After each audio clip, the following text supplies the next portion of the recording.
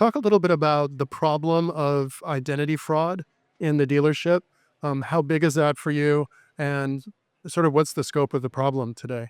Well, it's really rampant. I mean, in California, and I'm sure it's everywhere, but criminals today, they're very intelligent, right? They're very smart. There's a lot of complex ways they have developed to really overcome some security measures, but generally speaking, I think a lot of dealers have relied on antiquated technology to prevent themselves.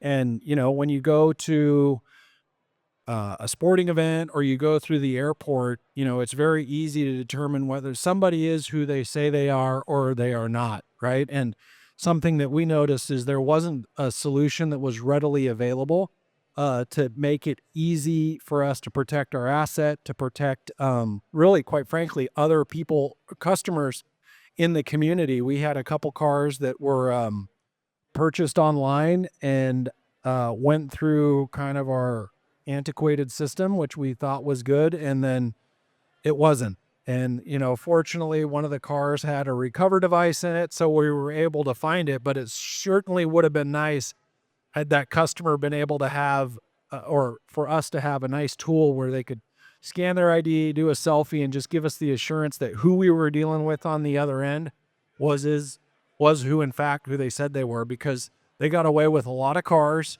cost us a lot of dough, and then inevitably a great human being down in Southern California had a whole mess he had to clean up as well. So it's not just looking out for our inventory, our time, all that, but there are other people that fall victim in those instances. And I think we have an obligation to do the best job we can to protect, the consumer, whether they're our customer or not.